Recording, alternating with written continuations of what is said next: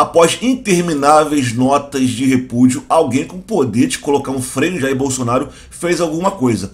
No caso, foram os 7 ministros do Tribunal Superior Eleitoral que decidiram abrir um inquérito administrativo para investigar o presidente, que no momento está sem partido até que ofereçam aí uma boa proposta, tipo controlar o fundo partidário da legenda. Bolsonaro vai ser investigado por suposta prática de abuso de poder político e econômico, uso indevido de meios de comunicação social, corrupção, fraude e propaganda eleitoral antecipada. Esse último em razão das recentes declarações com críticas ao sistema eletrônico de votação e em defesa do voto impresso, que até agora ele não provou as fraudes que afirmou que teriam. A proposta partiu do Corregedor-Geral da Justiça Eleitoral, o ministro Luiz Felipe Salomão, e foi submetida ao plenário da Corte pelo presidente do TSE, Luiz Roberto Barroso, que é um dos grandes desafetos do Bolsonaro, inclusive sendo alvo aí de mentiras espalhadas por ele e pelos apoiadores, que inclusive são menores a cada dia.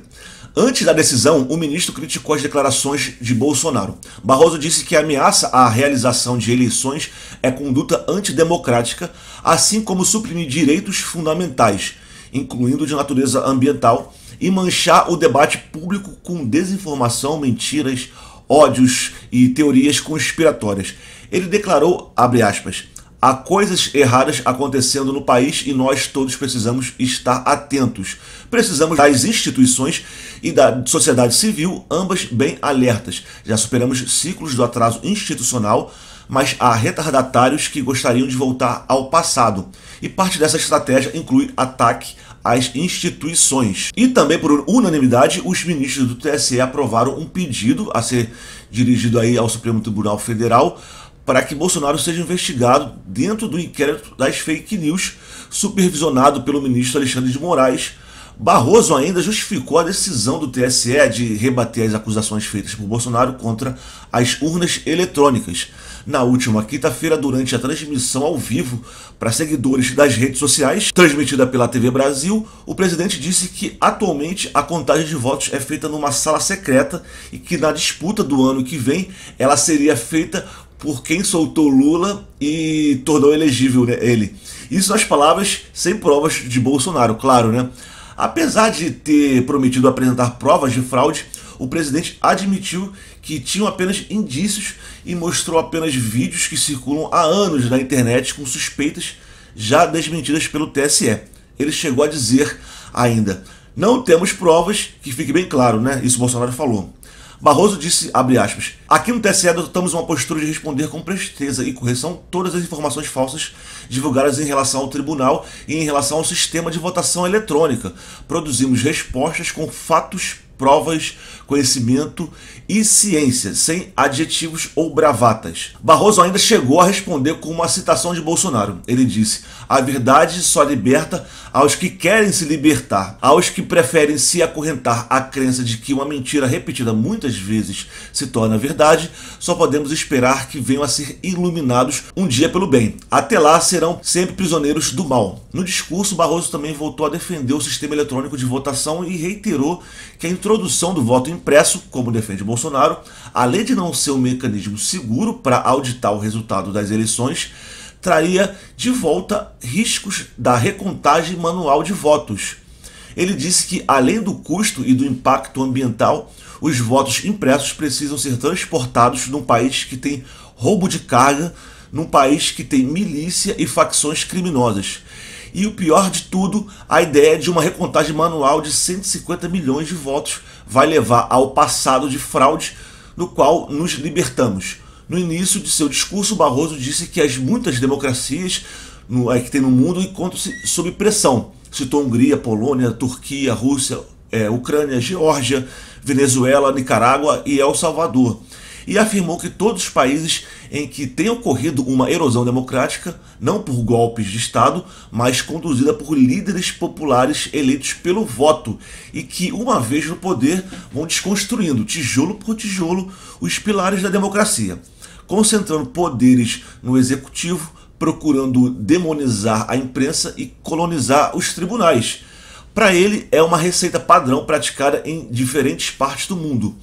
E, por fim, citou a recente disputa presidencial nos Estados Unidos. Disse que 50% dos republicanos ainda consideram que a inequívoca vitória de Joe Biden foi fraudada. Isso porque o presidente Donald Trump espalhou essa mentira porque viu que tinha grandes chances de perder, o que acabou acontecendo. Falou que essas narrativas fundadas na mentira e em teorias conspiratórias destinam-se precisamente a pavimentar o caminho da quebra da legalidade constitucional. Nos Estados Unidos, isso resultou na dramática invasão no Capitólio, com mortes ocorridas praticadas por extremistas conduzidos de maneira irracional por líderes irresponsáveis. E ressaltou que, para que ninguém se iluda, nos Estados Unidos há voto impresso ou em cédula. O presidente do Supremo Tribunal Federal, Luiz Fux, também se manifestou.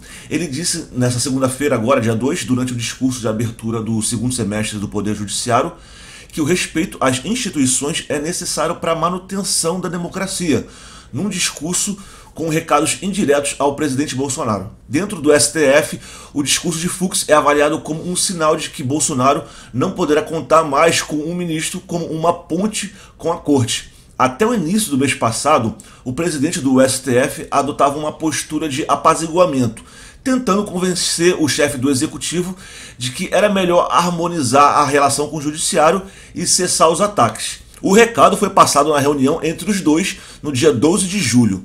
Na ocasião, Fux disse a Bolsonaro que, a partir de então, declarações que jogassem dúvidas sobre a realização das eleições de 22 e ofensas aos ministros do STF passariam a receber respostas mais efetivas. O Bolsonaro insistiu no tom agressivo contra os ministros, especialmente o Luiz Roberto Barroso, o presidente do Tribunal Superior Eleitoral, e também de forma indireta contra os seus sucessores no cargo, o Edson Fachin e Alexandre de Moraes. Fux não deverá trabalhar mais internamente junto aos colegas para evitar derrotas de Bolsonaro e do governo no STF. É esperar para ver, né? Mas sinais de que Bolsonaro pode enfrentar novos problemas no STF circularam na corte durante o recesso judiciário de julho. Na semana passada, Alexandre de Moraes prorrogou a investigação sobre a suposta interferência do presidente na Polícia Federal. No primeiro caso, chamou a atenção de Moraes a participação do ministro da Justiça, Anderson Torres, que é delegado da Polícia Federal, na live da última quinta-feira, em que Bolsonaro, sem apresentar provas concretas, voltou a acusar supostas fraudes nas urnas eletrônicas e na contabilização dos votos no TSE. Na transmissão ao vivo, Torres se limitou a ler relatórios de peritos da PF favoráveis ao voto impresso, em razão das dificuldades técnicas de auditar o atual sistema eletrônico. A participação dele, no entanto, foi avaliada como um ato político em favor de Bolsonaro. Moraes, porém, ainda não decidiu incluir Torres no inquérito, mas a prorrogação serviu como um alerta de que o episódio poderá entrar na investigação. Porém, Alexandre de Moraes sabe que não é possível ao STF tomar medidas mais duras contra o presidente, como um afastamento do cargo, por exemplo. Isso só seria possível a partir de uma denúncia apresentada pelo Procurador-Geral da República e se a Câmara decidisse autorizar um processo por crime comum contra o presidente. Esse cenário é considerado muito pouco provável em razão do alinhamento da Procuradoria-Geral da República, né, com Augusto Aras, e do Centrão também com o presidente. Outro foco de problemas para o Bolsonaro pode vir do TSE. Ainda no início desse mês, Moraes deve enviar sua equipe para uma reunião com assessores do Corregedor-Geral da Justiça Eleitoral, Luiz Felipe Salomão, relator de 2 ações para cassar o mandato do presidente que tramitam na corte em função das supostas irregularidades na campanha de 2018. No caso, os disparos em massa de mensagens de WhatsApp. A pauta será a definição do que poderá ser aproveitado nessas 2 ações de cassação, do material apreendido no inquérito sobre os atos antidemocráticos. Moraes enviou ao TSE um relatório sem relação direta com as acusações de disparo em massa de mensagens de WhatsApp durante a campanha de 2018, com ataques ao PT. A perspectiva é de que as ações de autoria do PT sejam arquivadas por falta de provas, como ocorreu em fevereiro com outras ações eleitorais muito semelhantes apresentadas pelo PDT. Mas, ainda assim, a mera existência e eventual tramitação do processo eleitoral é um risco e um fato a mais para causar desgaste a Bolsonaro, além da CPI da Covid que voltou, né? a dor de cabeça do presidente não vai acabar tão cedo. E você, o que acha disso tudo? Deixa aí nos comentários. Se quiser, puder, dá um like e se inscreve aí para eu fazer muito mais vídeos, beleza? Forte abraço, fui!